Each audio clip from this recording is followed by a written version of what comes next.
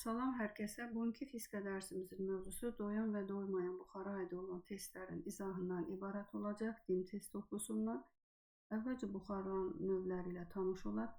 Bilirik ki, buxar maddənin maye haldan qaz hala keçmə prosesidir. Buxarın iki növü ilə tanış olacaq. Bunlardan biri doyan buxar, digəri isə doymayan buxardır. Doyan buxar ideal qaz qanunlarına tabe deyil. Yəni, doyan buxar nə cür yaranır? Baxın, burada iki qab göstərilmişdir. Hər iki qabda maye var. Birinci qabın ağzı bağlı qabdır. Şimdi baxın, mayeni qızdırdıqda bu zaman sürəti böyük olan molekullar mayeni nə edir? Mayeni tərk edir. Müəyyən vaxtdan sonra isə ağzı bağlı olduğuna görə həmin molekulların bir hissəsi buxar, yəni kondensasiya baş verir. Molekulların bir hissəsi mayeye qayıdır.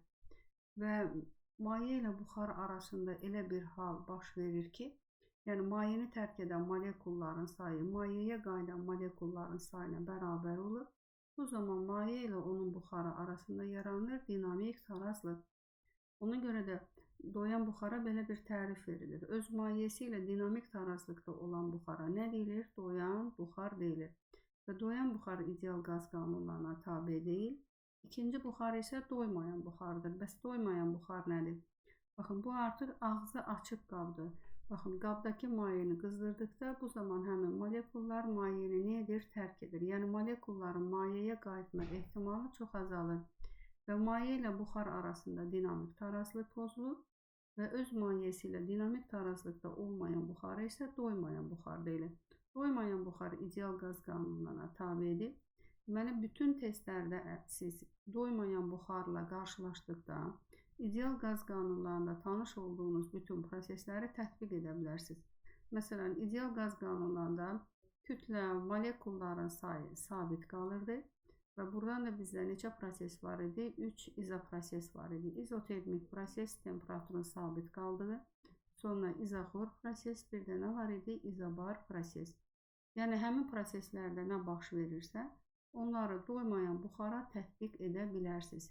Əsasən biz bugün tanış olaq sizinlə doyan buxarın xassələri ilə. Məsələn, sabit həcmdə buxarın qızması. Qabda olan mayenin və buxarın temperaturunu artıraq və doyan buxarın təzyiqi də artacaq. Bu artım yalnız temperaturun artması hesabına baş vermir. Çünki temperatur artanda həm də buxarlanmanın sürəti artır və buxarlanmanın sürəti artanda temperatur ilə bərabər buxarın konsentrasiyası artır və bu zaman buxarın təzyiqi temperaturla düz mütənasib yox, daha kəskin artır. Baxın, burada qrafiki qeyd etmişəm. Yəni, artıq siz deməli testlərdə doyan buxarı xarakterizə edən kəmiyyətlərdən təzyiqdir, sıxlıqdır, konsentrasiyadır. Onların temperaturdan asılılıq qrafikini, baxın, belə bir kəskin artımda parabola qrafiki görəcəksiniz. Keçək digər səhifəmizdə. Digər səhifədə də yenə nələr qeyd olunmuşdur. Baxın, doyan buxarın təzyiqi, doyan buxarın sıxlığı, doyan buxarın, daha doğrusu konsentrasiyası, sıxlığı, bir də təzyiqi. Üç kəmiyyətin üçü də, bu isə doymayan buxardır. Deməli, temperaturlar necə qrafik qurulub, parabola qrafiki qurulmuşdur. Yine baxırıq birinci al. Sabit həcmdə. Əsasda nə yadda saxlayırsa? Doyan buxarın kütləsi, məsələn, doymayan buxardan fərqli olaraq bütün proseslərdə, yəni, məsələn, tutaq ki, verilə bilər bizə ki, indi burada verilib həcm sabitdir. Məsələn, ideal qaz qanunlarında həcm sabit olanda sıxlıq, konsentrasiya, buxarın kütləsi, sonra buxar molekulların sayı sabit qalırdı. Amma doymayan buxarda isə artıq fərqlidir. Baxın, doyan buxarın sabit həcmdə doyan buxarın qızması zamanı buxarın kütləsi artır, sonra buxar molekullarının sayı artır. Amma burada mayenin, yəni qabda olan mayenin kütləsi azalacaq. Sonra buxarın sıxlığı, konsentrasiyası artır. Baxın, rho bərabər də m bölü v. Məsələn, dedik ki, həcm sabitdir. Buxarın kütləsi artanda buxarın sıxlığı artır. Sonra, məsələn, konsentrasiyanın düz duruşalar. Dedik ki, həcm sabitdir. Dedik ki, buxar molekullarını, yəni mayeni tərk edən molekulların sayı artır. Molekulun sayı artanda konsentrasiya artır. Sonra buxar qızma zamanı, qızma bilirik ki, temperaturun artması deməkdir. Deməli, temperatur artır, təzyiq artır. Ona görə yadda saxlayırsınız. Deməli, həcm sabit olanda, V konstant olanda doyan buxarı xarakterizə edən bütün kəmiyyətlər, yəni buxarın təzyiqi, buxarın sıxlığı, buxar molekullarının konsentrasiyası, sonra buxarın kütləsi, temperaturun artması ilə, yəni temperatur artındə bu 4 kəmiyyətin, bura bir də əlavə edək, molekulların sayı N.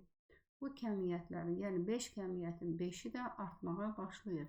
Bunlardan baxın, üçünün qrafikini burada qeyd etmişəm. Yəni təzyiqin, sıxlığın, konsentrasiyanın, temperaturdan asılı qrafiklərini siz bu şəkildə görsəz, artıq bilin ki, sizə verilən qrafiklər doyan buxara aiddir. Sonra sabit həcmdə doyan buxarın yenə soyuması zamanı, eyni ilə soyuma zamanı da yenə doyan buxarı xarakterizə edir. Məsələn, temperatur azalır. Temperatur azalanda doyan buxarı xarakterizə edən bu 5 kəmiyyətin 5-inin də qiyməti nə edəcək? Azalacaq. Sonra isə gəlir temperatur sabit qalanda. Artıq doyan buxarın temperaturu sabit qalanda istəyir, məsələn, burada həcmi artsın, yəni genişlənmə olsun və yaxud da ki, sıxılma olsun. Bu zaman doyan buxarı xarakterizə edən yalnız 2 kəmiyyət dəyişir. Buxar molekullarının sayı, bir də buxarın kütləsi. Amma digər kəmiyyətlər, deməli temperatur sabit qalanda doyan buxarın təzyiqi, sıxlığı, sonra konsentrasiyası, temperatur sabit qalanda bu 3 kəmiyyətin üçü də nə qalacaq? Sabit qalacaq. Və təkcə dəyişən nə olacaq? Buxarın kütləsi, buxar molekulların sayı, buxarın həcmi ilə düz mütənasibdir. Amma qabda olan mayenin kütləsi isə onlarla tərs mütənasibdir. Yəni tutaq ki, deyək ki, doyan buxar sabit temperaturda, doyan buxarın izotermik genişlənməsi. Baxın uşaqlar, əgər genişlənmədirsə, deməli həcm artır. Həcm artırsa, mayeni tərk edən molekulların sayı, sonra buxarın kütləsi artır və bu zaman qabda olan mayenin kütləsi nə edəcək? Azalacaq. Digər halda isə, məsələn, verə bilər ki, doyan buxar, yenə temperatur sabitdir, indi doyan buxarın sıxılma zamanı. Sıxılma zamanı isə yenə üçgən bu kəmiyyətlər sabit qaldı, yəni təzyiq, sıxlıq, konsentrasiya sabit qalır. Digər kəmiyyətlər isə sıxılma zamanı həcmin azalması hesabına həmin kəmiyyətlərin qiyməti azalacaq, amma mayenin kütləsi isə nə edəcək? Mayenin kütləsi artacaq. Keçək digər səhifəmizdə. Digər səhifədə isə nəyə qeyd etmişəm? Məsələn, testlərdə qarşılaşacaqsınız nə ilə? Sabit həcmdə, deməli sabit həcmdə doyan buxarı qızdırsa, bu zaman onu nəyə çevirmək olar? Doymayan buxara çevirmək olar. Sonra sabit temperaturda doyan buxarı genişləndirməklə doymayan buxara çevirmək olar. Yəni burada biz nə ilə tanış olduq? Deməli doyan buxarı, baxın doyan buxarı doymayan buxara hansı şəraitdə çevirmək olar? Sonra eyni ilə doymayan buxarı da doyan buxara. Məsələn, baxın, doymayan buxar nəyə çevrilə bilər? Doyan buxara. Hansı şərtlər daxilində? Sabit həcmdə soyutsa, yəni temperaturu aşar, həcmi sabit saxlayıb, temperaturu azalsa, bu zaman doymayan buxar doyan buxara çevriləcək. Və yaxud da ki, sabit temperaturda buxarı sıxmaqla, yəni həcmi azaltmaqla doymayan buxarı doyan buxara çevirmək olar. Sonra nəticə olaraq yenə nəyi qeyd edək? Qeyd edək ki, məsələn, həcm sabitdir və konstantdır. Həcm sabit olanda doyan buxarı xarakterizə edən kəmiyyətlər təzyiq, sıxlıq, konsentrasiya, buxarın kütləsi, sonra buxar molekulların sayı. Baxın, bu kəmiyyətlərin dördü də həcm sabit olanda temperaturun artması ilə artır və yaxud da ki, temperaturun azalması ilə azalır. Amma temperatur sabit qalanda, baxın, bu iki qaydanı daha yaxşı yadda saxlasınız. Yəni, topluda verilən bütün testləri bunların əsasında işləyə bilərsiniz. Temperatur sabitdir. Temperatur sabit qalanda doyan buxarın təzyiqi, sıxlığı, konsentrasiyası sabit qalır. İndi bu üç kəmiyyət dəyişmədir. Bəs temperatur sabit qalanda, həcm dəyişəndə, məsələn, həcm arta da bilər, həcm azala da bilər. Bu zaman hansı kəmiyyətlər dəyişəcək? Buxarın kütləsi dəyişəcək, buxar molekulların sayı dəyişəcək və bunlarla tərs olaraq mayenin kütləsi dəyişəcək.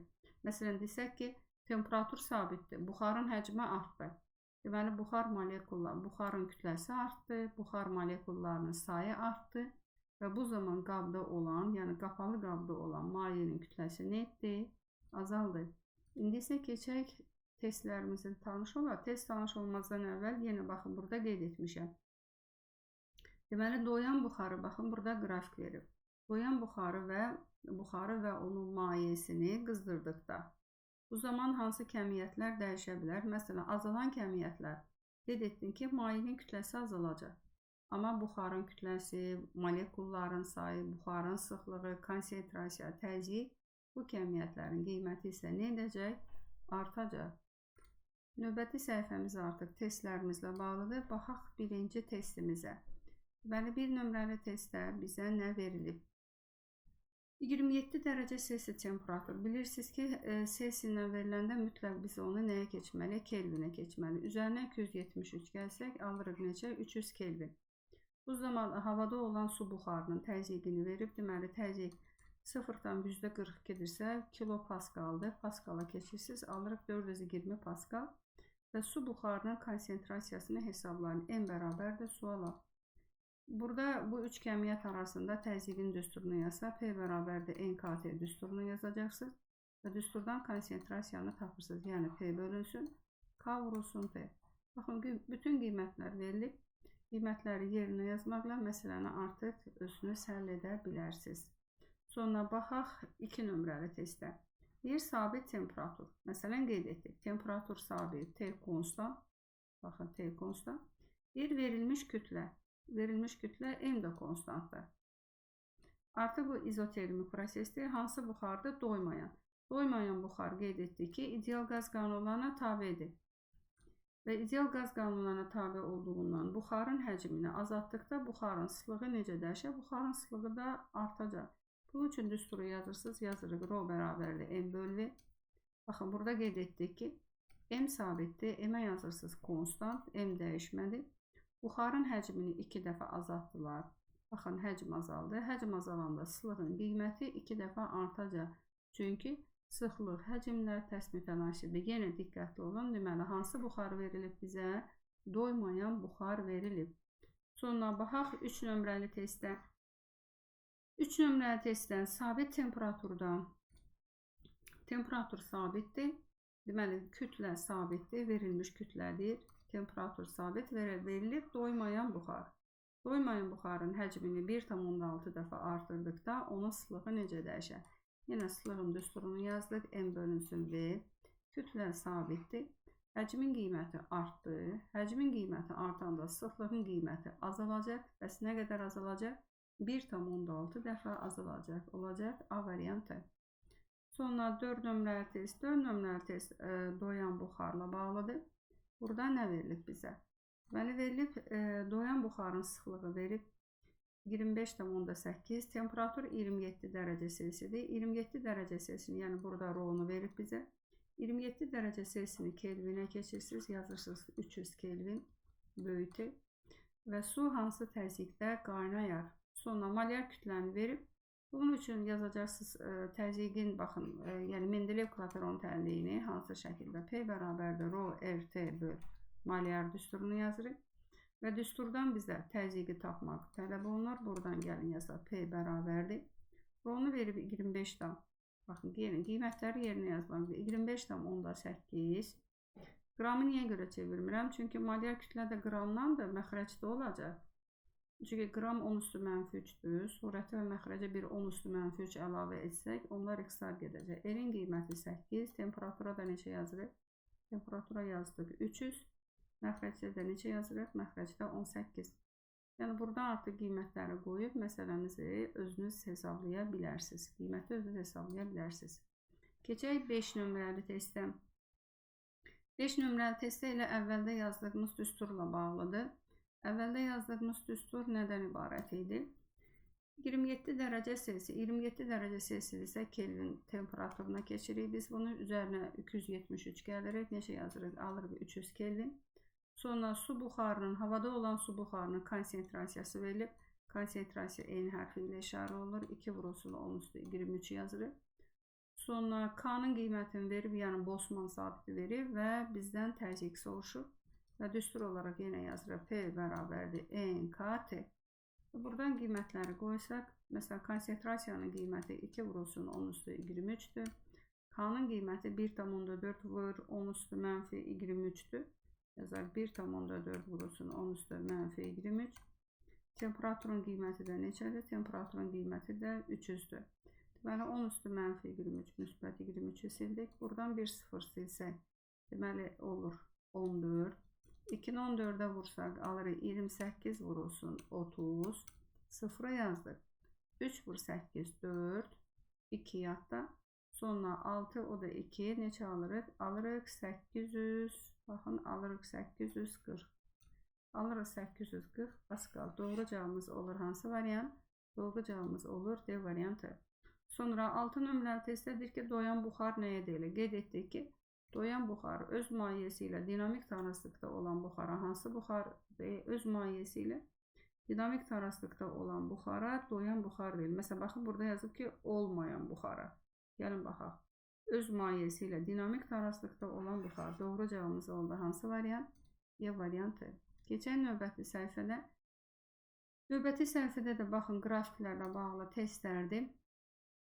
Məsələn, doyan buxarın təzyiqinin mütləq temperaturdan asılı qrafiki hansıdır? Qeyd etdim ki, doyan buxarın təzyiqi, sıxlığı, buxar molekulların konsentrasiyası bu üç kəmiyyətin temperaturdan asılı qrafiki quracaqsınız nədir? Parabola əyrisi. Baxın, belə bir əyri quracaqsınız. Olur hansı variant? E variantı. Sonra doyan buxarın sıxlığını mütləq temperaturdan qururuq. C variantı. Sonra 9 nömrəli testdə də sabit temperaturda, temperatur sabitdir. Aha, diqqətli olmalıyıq biraz. Temperaturu sabit verib və hansı buxar verilir uşaqlar? Uşaqlar verilir burada doyan buxar. Qeyd etdik ki, temperatur sabit olanda doyan buxarın temperaturla bərabər təzyiqi, sıxlığı, molekulların konsentrasiyası bu üç kəmiyyətin üçü də nə qalacaq? Sabit qalır. Baxın, üçü də sabit qalır. İndidir ki, doyan buxarın sıxlığının həcmdən asılıdır. Nə qururuq? Deyirik ki, doyan buxarın sıxlığı həcmdən asılı deyil. Eyni ilə 10 nömrəli testdə də sabit temperatur. Baxın, verilib sabit temperatur. Temperatur sabit. Hansı buxar verilib? Doyan buxar. Temperatur sabitdirsə, bunun üzərinə yazırsınız ki, doyan buxarın temperaturu sabitsə, sıxlığı sabitdir, təzyiqi sabitdir, konsentrasiyası sabitdir. Edə baxırsınız, deməli, doyan buxarın təzyiqi nədən asılı deyil? Həcmdən asılı deyil. Sonra 11 nömrəli testdə sabit temperaturda indi isə deyir doymayan buxar. Doymayan buxar desə qeyd etdik ki, doymayan buxar ideal qaz qanunlarına tabedir. Temperatur sabitdirsə izotermik prosesdir. Doymayan su buxarının təzyiqini 1,2 dəfə azaltdıqda sıxlığı necə dəyişir? Düstur olaraq yazırsınız ki, P bərabərdir. Rho RT bölünsün Maillard düsturunu yazdık. Baxın, temperatur sabitlə bərabər bu üç kəmiyyət, yəni universal qaz sabit ilə adından göründüyü kimi özü sabitdir. Maillard kütlə sabitdir. Temperaturun sabit qiymətində doymayan buxar üçün təzyiq sıxlıqla düz mütənasibdir. 1,2 dəfə azalanda o da olacaq A variantı. 12 nömrəli testdə sabit temperaturda doymayan su buxarının sıxlığı 1,2 dəfə artırdılar. Yenə sıxlıq artırsa, deməli təzyiq də artır olacaq B variantı. 13 nömrəli testdə indi verilib. Sabit temperatur, amma doyan su buxarı. Temperatur sabit olanda doyan su buxarını yenə qeyd edək. Təzyiqi, sıxlığı, konsentrasiyası, onlar da sabit qalır. Baxın, onlar da sabit qalır. Və burada deyir ki, buxarın həcmini artırdılar. Və bizdən soruşur, buxarın təzyiqi necə dəyişir? Aha, biz yazmışıq ki, buxarın təzyiqi sabit qalır. Ona görə cavabımız olacaq dəyişməz. C variantı. Məsələn, 14 nömrəli testdə də. Baxın, deyir ki, sabit temperatur doyan su buxarı. Diqqətli olun, doyan su buxarı dedik ki, ideal qaz qanunlarına tabe deyil. Doyan su buxarının temperaturunun sabit qiymətində onun həcmini dəyişəndə onun sıxlığı da dəyişməyəcək. Təkcə dəyişən olacaq buxarın kütləsi, buxar molekullarının sayı, sonra mayenin kütləsi. Məsələn, indi 15 nömrəli testdə ağzı bağlı qabdır və qabın içərisində deməli doyan buxar var. Baxın, buxar və onun mayesi var. Bu zaman deyir ki, doyan buxar molekullarının konsentrasiyaları arasında hansı münasibət doğrudur? Doyan buxar molekullarının konsentrasiyası temperatura görə dəyişir. və biz baxırıq ki, hansı qabda temperatur yüksəkdirsə, həmin qabda konsentrasiya daha böyükdür. Məsələn, 3-cü qabda temperatur 23 dərəcə Selsidir. Deməli, həmin qabda konsentrasiyanın qiyməti böyükdür. Deməli, 3 böyükdür 2-dən, o da böyükdür 1-dən. Baxaq, hansı variantı verilib uşaqlar? B variantı. Eyni ilə 16 nömrəli testdən. Məsələn, ağzı bağlı qabdır, doyan su buxarıdır. Doyan su buxarının sıxlığı da yenə nədən asılıdır? Temperaturdan asılıdır. Hansı qabda temperatur yüksəkdirsə, baxın burada 3-cü qabda temperatur yüksəkdirsə, deməli 2-ci qabda ondan. Onda rho 3 böyükdür rho 2-dən, o da böyükdür rho 1-dən. Burada ağzı bağlı qab verməklə bizə deyir ki, proses nə cür prosesdir? Həcmin sabit qalması ilə gedən bir prosesdir. 3 böyükdür 2-dən, o da böyükdür 1-dən. Baxaq. Deməli, rho 3 böyükdür 2-dən, o da böyükdür rho 1-dən. Aldıq hansı variant? C variantı. Sonra 17 nömrəli testdə. Hansı üsulla doymayan buxarı doyan buxara çevirmək olar? Yəni, əvvəlki qaydalarda baxın, mən onu sizə qeyd etdim bundan əvvəlki. Məsələn, böhran temperaturundan aşağı temperaturdan sabit temperaturda, yəni böhran temperaturundan aşağı sabit temperaturda sıxmaqla. Deməli, biz buxarı sıxsaq, doymayan buxarı nəyə çevirə bilərik? Doyan buxara. Bunun biri 1, sonra sabit həcmdə isə soyutmaqla. Biri də 4 cavab olacaq. 1, 4 olur C variantı. Keçən növbəti səhifədə. Növbəti səhifəmizdə 18 nömrəli test. Deməli, qapalı qabda olan buxarın təzyiqinin mütləq temperaturdan asılı qrafik verilib. Hansı nöqtə mayenin tamamilə buxarlanmasına uyğun gəlir? Baxın, A-dan B-yə, B-dən C-yə tədricən temperatur artır. Temperatur artıqca buxarlanmanın sürəti artır. Bu zaman mayenin tamamilə buxarlanması gəlib çatacaq hansı nöqtəyə? Y nöqtəsinə. Baxın, artıq bu nöqtədə tamamilə buxara çevriləcək. Ona görə olur Y nöqtəsi. Y nöqtəsi də hansı variantın içindədir? Elə Y variantının içərisində. Məsələn, digərdə də qapalı qabdakı buxarın təzyiqinin temperaturdan asılı. Məsələn, baxın, A-dan C-yə qədər uşaqlar doyan buxardır. C-dən Y-yə qədər isə artıq doymayan buxardır. Burada iki proses təsvir olunmuşdur. Ona görə yadda saxlayın. Baxın, bu qrafiklərdə testlərdə görsəniz ki, təzyiqin temperaturdan asılı qrafik verilib və qrafik nə formada? Parabola, sonra isə düz mütənasib. Burada iki proses var. Hər iki prosesdədir ki, həcm sabitdir, V konstant. Məsələn, tutaq ki, A-dan B-yə qədər V konstantdır, amma biz görürük ki, təzyiq temperaturla daha kəskin artım verilib, kvadrat artım verilib.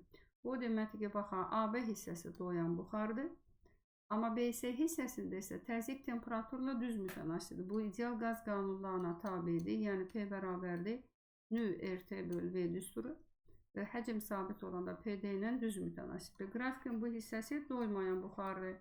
Baxın, bu hissə doymayan buxardır. Yəni, artıq burada maddə tamamilə buxar halındadır. Və burada nə soruşur?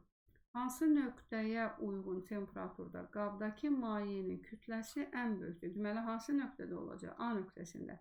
Yəni, proses tədricən, yəni buxarlanma yavaş-yavaş baş verir. Deməli, A nöqtəsində mayenin kütləsi ən böyük, C nöqtəsində isə mayenin kütləsi ən kiçik olub. Artıq demək olar ki, maddə nə etdi? Nəyə çevrildi? Buxara çevrildi. Sonra isə baxırıq. Gəlin elə paralelində 24 nömrə testə də baxaq. Deməli, sabit temperaturda hansı buxardır? Doyan buxardır. Sabit temperaturda doyan buxarın konsentrasiyası həcmdən nədir? Asılı deyil.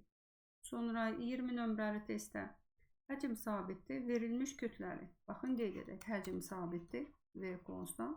Sonra kütlə sabitdir və verib burada doymayan buxar. Deməli, doymayan buxar ideal qaz qanunlarına tabidir. Və ideal qaz qanunlarında temperaturu 30% artıb, yəni T2 bərabərdir. 30% artım 1,3 dəfə artım deməkdir. Və təzyiq necə dəyişər? Bunun üçün Mendeleev-Klaperon tənliyindən bilirik ki, doymayan buxar üçün qanunlara tabi olduğuna görə qanunlarda təzyiq, yəni izoxor prosesdə təzyiq temperaturları düz mütənasibdir. Temperatur 1,3 dəfə artıbsa, deməli təzyiq də 1,3 dəfə artıb olacaq D variantı. Məsələn, 25 nömrəli testdə. 25 nömrəli testdən təzyiqin həcmdən asılılığı verilib. İndi biz testi oxuyuruq. Burada deyir ki, doyan buxar. Deməli, doyan buxarın təzyiqinin həcmindən. Doyan buxarın təzyiqi həcmdən asılı deyil. Burada təkcə təzyiqi sabit qalmır. Bura baxın yanına, təzyiqin yanına siz sıxlığı da, konsentrasiyanı da, temperaturu da qeyd edə bilərsiniz. Yəni, bu 4 kəmiyyətin 4'ü sabit qalır. Amma həcmin yanına isə həcmi əlavə edə bilərsiniz. Buxarın kütləsi və 1 bölünsün mayenin kütləsi.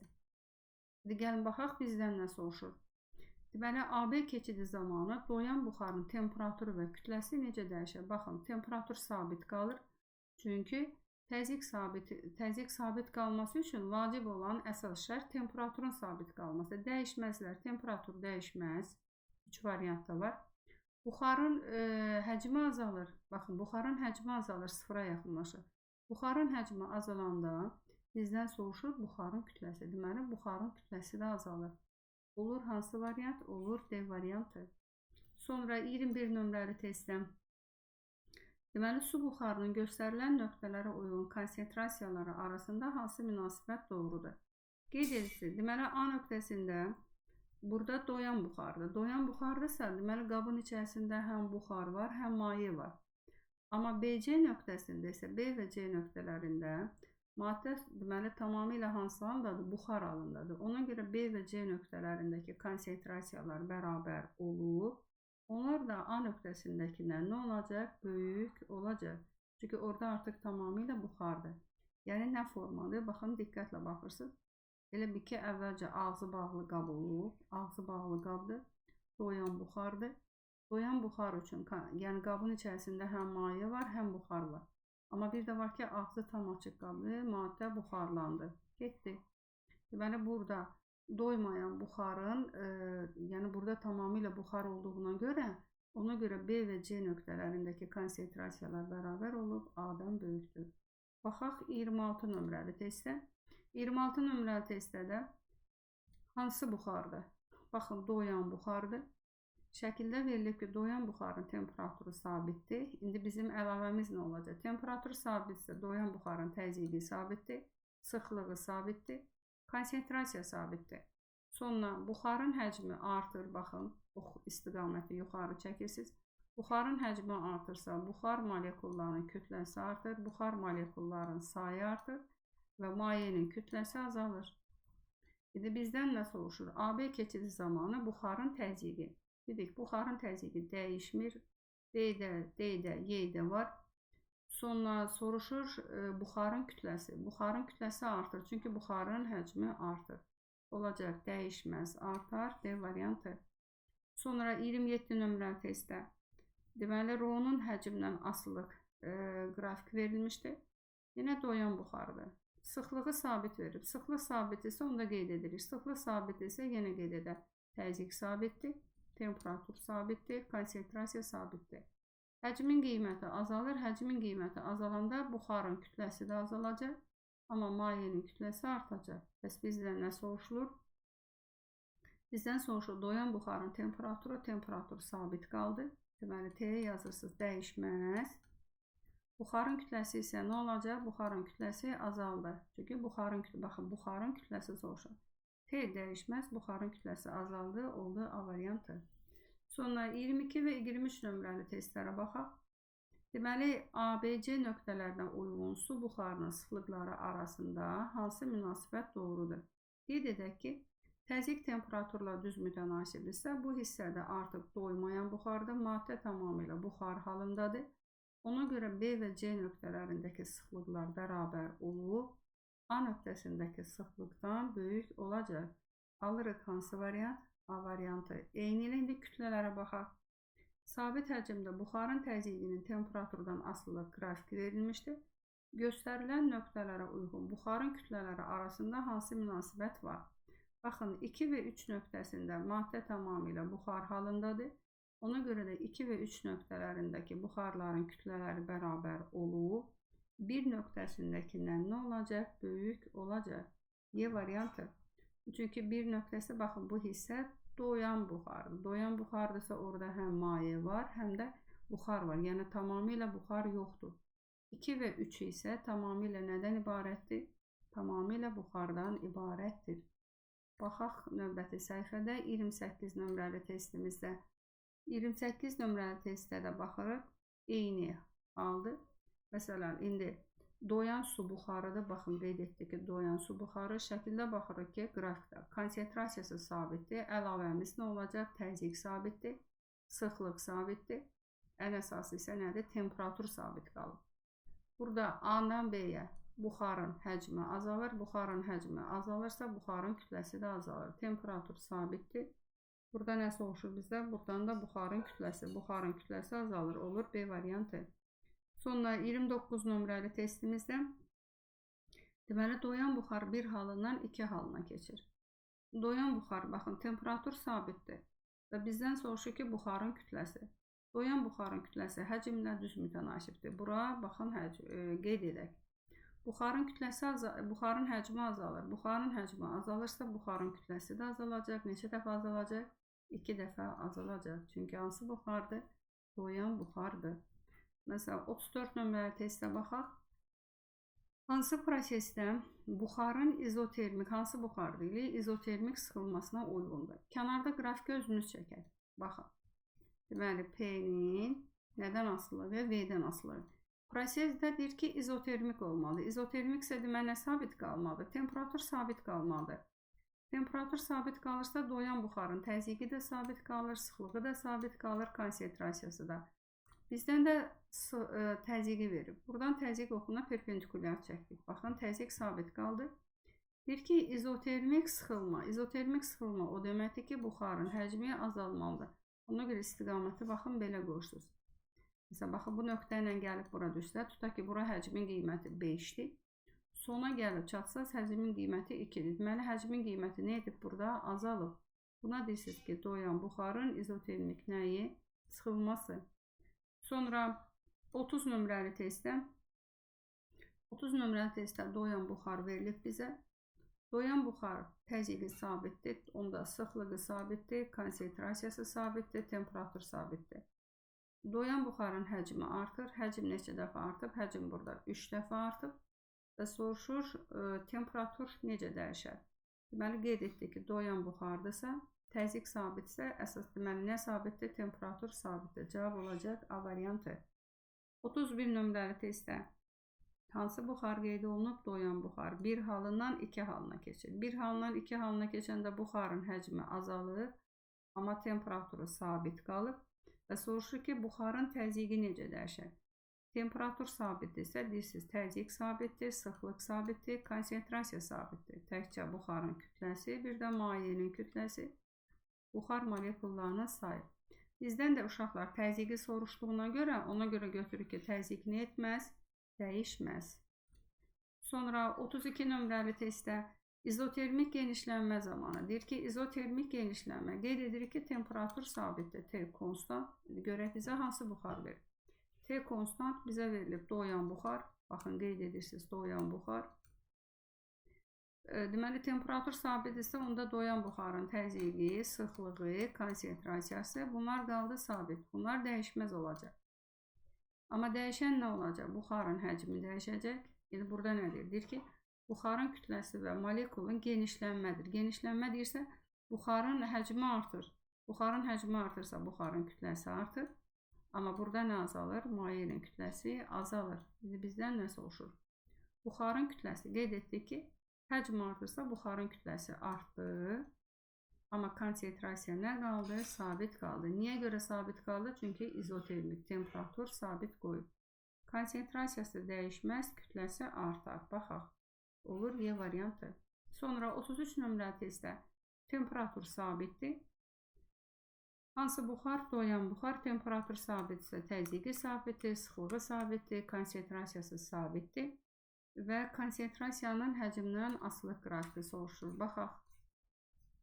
Deməli, konsentrasiya doyan buxar üçün həcmdən asılı deyil. Burada baxaq görək bizdə həcm artır. Həcm artır. Ona görə doğru cavabımız olacaq Y variantı. 34 nömrəli testə baxdıq. 35 nömrəli test isə Venn diaqramıdır. Deməli, hansı buxar? Doyan buxarın izotermik genişlənməsi və izoxor qızması. İzotermik proses isə doyan buxarın temperaturu, təzyiqi, sıxlığı, konsentrasiyası sabit qaldı.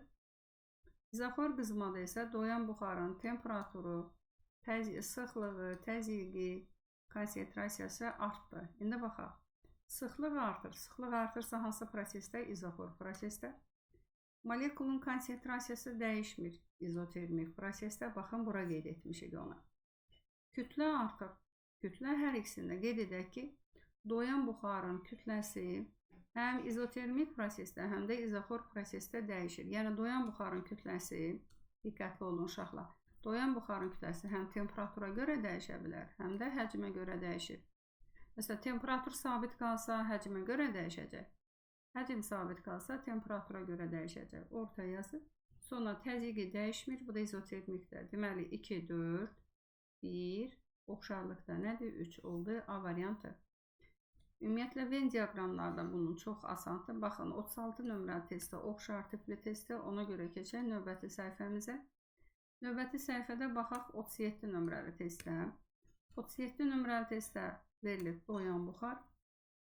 Doyan buxarın deməli AB prosesi zamanı. Baxın, AB prosesində diqqətlə bax. AB prosesində doyan buxarın təzyiqi sabitdirsə, deməli AB prosesi izotermik prosesdir. Çünki doyan buxarın təzyiqi sabit qalıbsa, deməli AB prosesi izotermik prosesdir. Həmin hissədə təkcə təzyiq yox, sıxlıq da sabitdir, konsentrasiya da sabitdir, temperatur da. A-dan C-yə isə təzyiq, həcm sabitdir. Həcm sabitsə proses izoxor prosesdir.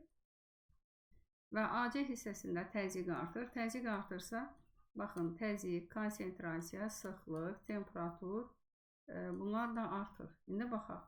Sıxlıq artır. Sıxlıq artır deməli hansı hissəyə? Yazdıq AC hissəsinə. Çünki təzyiq artır. Sonra molekulun kinetik enerjisi dəyişmir. Molekulun orta kinetik enerji dəyişmir hansı prosesdə? İzotermik prosesdə. 2-ni buraya yazdıq. Kütlə artır. Kütlə hər iki halda artır. Onu ortaya yazırsınız. Oxşarlığa yazırsınız. Çünki qeyd etdik ki, doyan buxarın kütləsi sabit qalmır. Sonra molekulun konsentrasiyası dəyişmir. Konsentrasiya dəyişmirsə izotermik proses. Deməli 2, 4. Baxın 2, 4. Oldu hansı variant? D variantı. Sonra eyni ilə 38 nömrəli testdə. Yenə proseslərin üzərindən baxın uşaqlar, A-dan B-yə, bir də A-dan C-yə. Qrafikdən istifadə etməklə hansı proses olduğunu birinci müəyyənləşdirməlisiniz. İndi baxırıq. A-dan B-yə. A-dan B-yə birinci qeyd edək ki, doyan buxardır.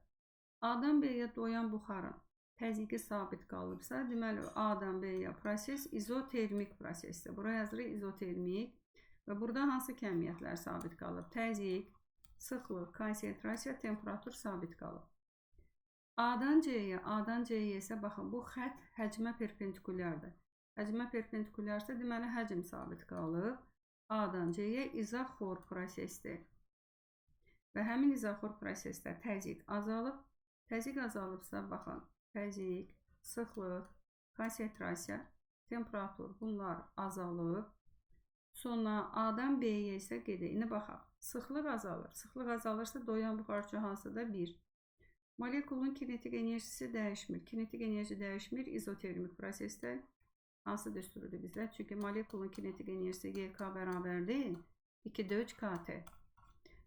Temperatur sabitsə, demək kinetik enerji sabitdir. İzotermikə yazdıq. Kütlə azalır. Aha, qeyd etmişdik ki, kütlə istər izotermik, istərsə də izoxor prosesdə doyan buxardırsa, kütlə həmişə dəyişir. 3-ü yazdıq bura. Molekulun konsentrasiyası dəyişmir, izotermikdə 4-ü də bura. Deməli, 2, 4, 1, 3 oldu Y variantı. Sonra baxaq 39 nömrəli testdə. 39 nömrəli testdə də baxın, burada da bizə indi Venn diaqramı verilib. Biraz digər qarşı tərəfdə olduğuna görə, deməli 39 nömrəli testdə hər iki halda doyan su buxarıdır. Birincidə baxırsınız ki, doyan su buxarının təzyiqi sabitdirsə, deməli burada sıxlıq da sabitdir, konsentrasiya da sabitdir temperaturda. Birinci proses izoxor prosesdir. İzoxor prosesdə burada həcm artır. İkincidə isə təzyiq temperaturla kvadratsa, deməli sıxlıq da dəyişir, konsentrasiya da dəyişir. İkinci isə bir dəqiqə, bu izoxor yox, bir dəqiqə buranı silək. Aha, yenidən qeyd edim. İkincidə baxın, təzyiq sabit qalıb, hə, bu izotermik, bax, buraya izotermikdir. Bir dəqiqə, bura izotermik deyil. Digərində isə təzyiq dəyişib, temperatur dəyişib. Bu hissə isə izoxor prosesdir. Baxın, bu hissə isə izoxor prosesdir. Burada həcm artır. Burada təzyiq, sıxlıq, konsentrasiya nə etmir? Temperatur dəyişmir. Burada isə təzyiq də dəyişir, sıxlıq da dəyişir, konsentrasiya da dəyişir. Buxarın kütləsi. Buxarın kütləsi baxın, burada da dəyişir. Baxın, indi baxaq Venn diaqramımızda görək yuxarı hissədə nələr verir bizə. Baxın, gəlin baxaq. Bir dəqiqə bunu aşağı düşürmək istəyirəm. Baxaq yuxarı hissədə nələr verilir. Bir dəqiqə, silək. İndi təzyiqi P0 bərabərdir, NKT düsturu ilə təyin olunur. Bu hər ikisinə aiddir. Ortaya yazırsınız bunu. Baxın, hər ikisinə aiddir. Biraz test digər səhifədə qaldı. Baxın, bunu ortaya yazması. Təzyiq P bərabərdir, N0 KT. Bunu ortaya yazdık. Deməli, yazdıq bura 1. 1 yazdıq bura. Doyan su buxarının sıxlığı dəyişmir. Doyan su buxarının sıxlığı dəyişmir də. Dedik, hansı prosesdə? İzotermikdə ABD idi. Doyan su buxarının kütləsi artır. Qeyd etdik ki, ortaya yazırsınız. Doyan su buxarının konsentrasiyası artır. Onu da buraya yazdıq. Deməli, 2, 4, bir də 1-3 olur. Hansı variant? B variantı. Digər isə açar sözlərdir. Çox rahatdır açar sözləri. Təriflərdən ibarətdir. Məsələn, birincidə nə verir bizə? Öz mayeəsi ilə dinamik taraslıqda olan buxar nə adlanacaq? Öz mayeəsi dinamik taraslıqda olan buxar alacaq doyan buxar. Deməli, 4. Deməli, başlayacaq nədən? A, B, bir də C-də dayandı. Sonra bu buxarın xassələri ideal qaz qanunlarına tabe olmur. Deməli, xassələri ideal qaz qanunlarına tabe olan buxar isə hansı buxarda? Doymayan buxar. Buraya yazdıq 3. Elə üçündə də eynidir. Sonra sabit temperaturda doyan su buxarının, sabit temperaturda doyan buxarın təzyiqi. Doyan buxarın təzyiqi həcmdən asılı deyil, amma kütləsi isə həcmdən asılıdır. Deməli, 4, 3, 1, 2. Baxın, 4, 3, 1, 2, 4, 3, 1, 2 oldu B variantı. Sonra, məsələn, axırıncı nədir? Doyan buxarın, baxın, doyan buxarın temperatur artdıqca qeyri-xətti, deməli, doyan buxarın temperaturu artdıqca qeyri-xətti artır. Nəyi artır? Təzyiqi artır. Deməli, alırıq hansı variant? Elə B variantı. Sonra keçək 41 nömrəli testə. 41 nömrəli testdə isə artıq baxırıq. Deməli, qapalı qabda mayenin üzərindəki buxarın təzyiqinin temperaturdan asılı qrafik verilib. AB və BC hissələri. Gəlin, biraz böyük formada burada çəkək. Deməli, P-nin T-dən asılığı verilib. Deməli, A-dan B-yə baxın, doyan buxardır. Çünki burada parabola verilib bizə. Xəttə asılı deyil. B-dən C-yə isə xəttə asılıqdır. Bu isə doymayan buxardır. Ona görə AB hissəsinə yazırsınız. Baxın, burada AB hissəyə yazırıq doyan buxar. Doyan buxar. BC hissəsinə yazırıq doymayan buxar. Buraya yazırıq doymayan buxar. Və proses zamanı da baxın, burada izoxor proses verilir bizə. Deməli, həcm nə qalır? Sabit. Deməli, buxar doyan buxardır. Hansına yazdıq? Birinciyə yazdıq. Buxar doymayan buxardır. İkinciyə. Buxar molekulların kinetik enerjisi artır. Çünki molekulun kinetik enerjisi temperaturdan asılıdır. İstər AB, istərsə də BC hissəsində temperatur artdığından kinetik enerji artır. 3-ü buraya yazırız. Buxarın sıxlığı artır. Baxın, buxarın sıxlığı artır ancaq doyan buxarda. Onu isə buraya yazırız. Buxarın sıxlığı dəyişməz. Onu buraya yazırıq. Çünki BC hissəsində, baxın, BC hissəsi doymayan buxardır. Doymayan buxarda həcm sabit qalanda, ideal qaz qanunlarında həcm sabit qalanda sıxlıq sabit qalırdı, konsentrasiya sabit qalırdı. Deməli, 1, 4, 2, 5, bir də 3. Doğru cavabımız oldu. Hansı variant? Doğru cavabımız oldu. Y variantı. Növbəti səhifəmizdə. Növbəti səhifədə də oxşar testlərdir. Baxaq. İndi burada. Deməli, proses porşenlə təchiz olunmuş silindrik qabda buxarın sabit temperaturda. Deməli, temperatur sabitdir. Təzyiqinin həcmdən asılı qrafik verilmişdir. İndi baxırıq. Temperatur sabit olub AB hissəsində təzyiq həcminə tərs mütənasibdir. Təzyiq həcminə tərs mütənasibdirsə, bu Mendeleyev-Klaperon tənliyi ilə yazsaq, temperatur sabitdir. PV ilə tərs mütənasibdirsə, Deməli, AB hissəsi doymayan buxardır. Baxın, buraya yazar doymayan buxar. Çünki o ideal qaz qanununa tabedir. BC hissəsində isə temperaturun sabit qalması ilə təzyiq də sabit qalır. Həmin hissə olur hansı buxar? Həmin hissə olur doyan buxar. Və bizdən də nələri soruşur? Deməli, buxar doyan buxardır, biri bura yazır. Buxar doymayan buxardır, 2-ni bura yazır. Buxar molekullarının orta kinetik enerjisi dəyişmir, 3-ü bura yazır. Buxarın sıxlığı dəyişmir. Buxarın sıxlığı dəyişmirsə bu doyan buxara aiddir, 4-ü bura yazır. Buxarın sıxlığı artır, onu isə bura yazdıq. Niyə görə? Çünki A-dan B-yə doymayan buxardır. Doymayan buxarda həcmlə sıxlıq tərs mütənasibdir. 1 bölünsün rho. Deməli, cavab götürürük biz. 1, 4. Baxın, 1, 4. Bir dəqiqə, bura mən nəyə qeyd etdim? 5-i də bura qeyd etmişəm. Baxaq, 1, 4. Deməli, 3 ortadadır. 5-ə nə yazmışam? Baxaq, bir dəqiqə, 5. Buxarın sıxlığı dəyişmir. 2-də nə qeyd etmişəm? Buxar doymayan buxardır. Bəli, AB hissəsi doymayan buxardır. AB hissəsi doymayan buxardır. Bura 4 nədir qeyd etmişəm? Buxarın sıxlığı dəyişmir. Buxarın sıxlığı dəyişmir. Burada dəyişmir. Sonra 5 nədir? 5-ə bir dənə baxaq. Buxarın sıxlığı artır. Buxarın sıxlığı artır AB hissəsində. Görək nədir? Buradasa burada olacaq. Bir dəqiqə. Bir dəqiqə. Diqqətlə baxaq. Deməli, AB hissəsi doymayan buxardır. Burada da AB-dir. Bura doymayandır. Bunları gəlin bir də silək. Yenidən yazaq. Mən AB-yə doyan yazmışam. Yəni, yenidən yazaq. Deməli, AB hissəsi doymayan buradır. Baxın, doymayan. BC hissəsi isə nədir? BC hissəsi doyandır. Bura doyandır. Onda buxar doyan haldadır. Biri bura yazdıq. Buxar doymayan halda 2-ni bura yazdıq. Buxar molekullarının kinetik enerjisi dəyişmir. 3-ü bura yazdıq. Buxarın sıxlığı dəyişmir. Doyanın sıxlığı dəyişmir. Deməli, 4-ü bura yazdıq. Buxarın sıxlığı artır. 5-i bura yazdıq. Deməli, 2, 5, 1, 4, 1 də 3 olur. Hansı variant? Olur D variantı. Sonra 43 nömrəli testdə. 43 nömrəli testdə qapalı A qabında ideal qaz var. Və ideal qaz var. B qabında isə doyan buxar var. Bir də baxırıq, temperatur artır. Deməli, hər ikisi qapalı qabdır. Məsələn, burada da V-ni konstant götürək. V konstant. Burada da həcm sabitdir. V konstant. Deməli, ideal qaz isə buna biz nə deyə bilərik? Doymayan buxar deyə bilərik. Temperatur artanda aşağıdakilərdən hansıdır? Kütlə dəyişmir. Kütlə dəyişmir, ideal qaz qanunlarında. Biri bura yazdıq. Temperatur artır, doyan buxar üçün 2-ni bura yazdıq. Sıxlığı dəyişmir.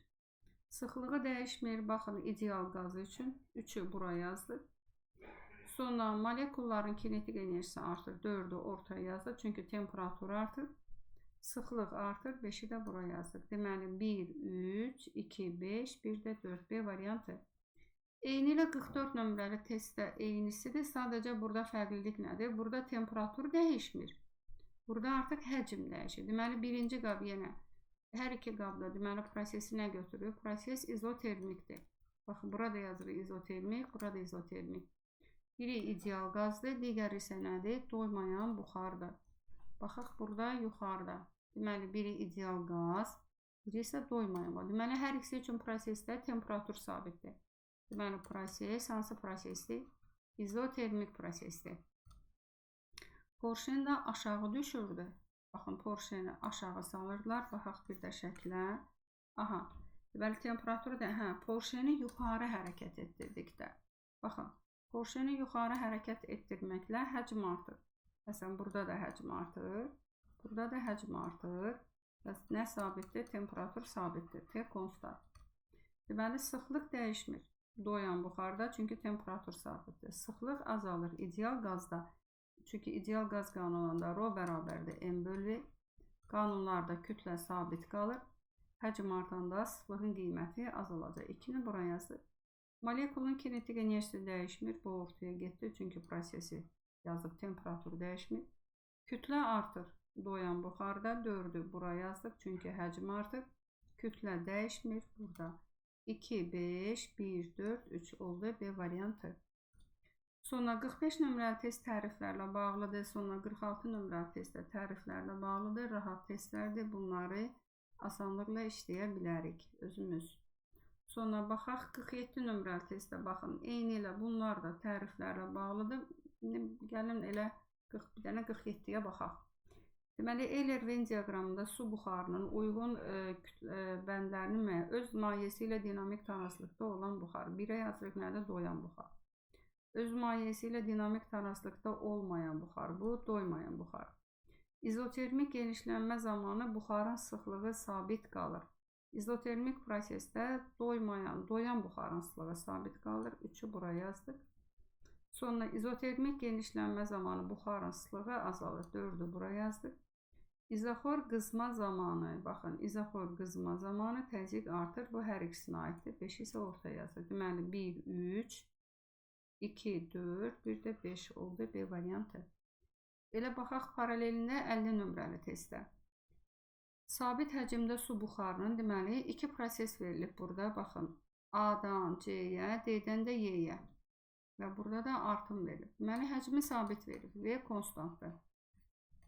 V konstantdırsa A-dan C-yə, deməli, doyan buxar, C-dən Y-yə isə hansı buxardır? Doymayan buxar. Və bizdən də nə soruşulur? Deyir ki, qrafikin hansı hissəsi doyan buxara uyğundur? Deməli, doyan buxara uyğun hansı hissəni götürəcəksə? Doyan buxara uyğun götürürük nədir? A-dan, baxın, AC hissəsinə qədər, baxın, bura qədər götürürük hansı hissə? AC hissəsi D variantı. Cavab olacaq D variantı. Sonra keçək 51 nömrəli testdə. 51 nömrəli testdə də təzyiqin həcmindən asılı qrafik verilib. Proses izotermik prosesdir. Baxın, izotermik prosesi indi baxırsınız. AB hissəsində, burada gəlin yazaq, AB hissəsində təzyiq sabitdir. Təzyiq sabitdir. Və həmin hissədə temperatur da sabitdir. P də konstant. Deməli, həmin hissə AB hissəsi doyan buxardır. Baxın, AB hissəsi doyan buxar. BC hissəsində isə təzyiq azalır və həcmin qiyməti isə nədir? Artır və həmin hissədə də temperatur sabitdir. Həmin hissə isə olur doymayan buxar. Baxın, buraya yazırıq, doymayan buxar. Məsələdə bizdən nə soruşur? AB və BC hissələrində buxarın konsentrasiyası necə dəyişər? Qeyd edək ki, AB hissəsi doyan buxar olduğuna görə temperatur, təzyiq, konsentrasiya, sıxlıq qalır sabit. Götürük, burada konsentrasiya dəyişmir. AB, bir də hansı variant oldu? D variantı. İndi gəlir BC hissəsində. BC hissəsində deyir ki, konsentrasiya necə dəyişər? Biz doymayan buxardırsa, doymayan buxarı üçün konsentrasiyanın üstündə M bərabərdir, M bölü V. İdeal qaz qanunundan da molekulların sayı sabit qalır. Burada həcm artır, həcm artanda konsentrasiyanın qiyməti azalacaq. Götürürük, dəyişməz, azalar. Baxın, dəyişməz, azalar hansı variantdadır? C variantındadır.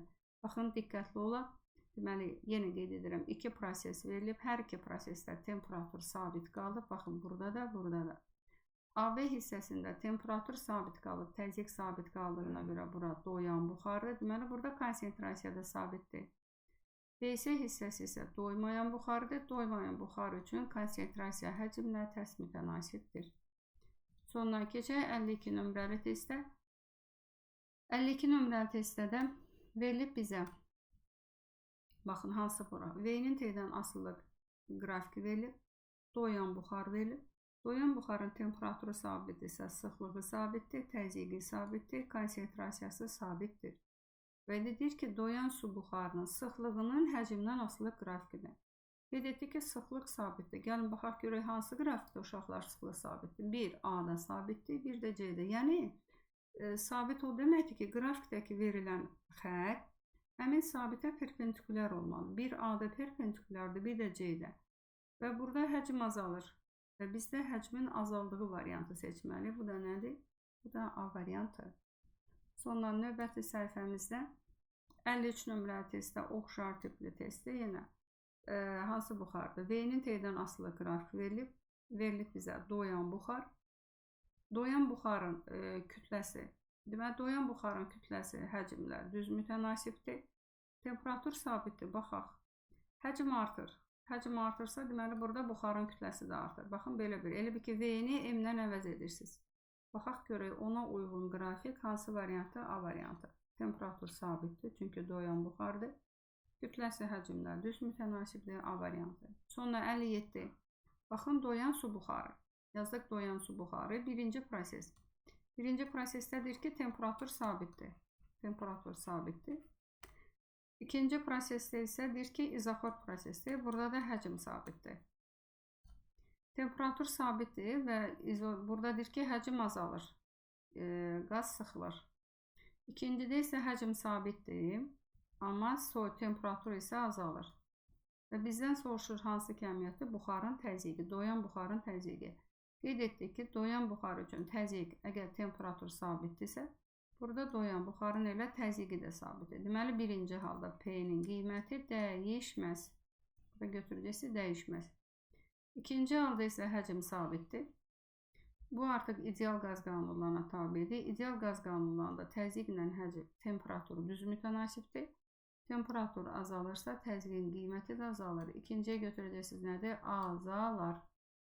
Burada götürük nədir? Azalar. Deməli, hansı buxardır? Doyan buxar. Birinci götürdük dəyişməz, çünki temperatur sabitdir. İkinci də götürdük azalar. Baxın, olur C variantı. Sonra 58 nömrə test. Yenə doyan buxardır, izotermik proses. Bir də hansı proses verilir? İzoxor proses.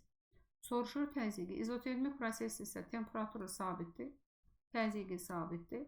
Sıxlığı konstantdır. Deməli, təzyiq dəyişməz. Dəyişməz bir B-də var. Elə təkcə bir B-də var.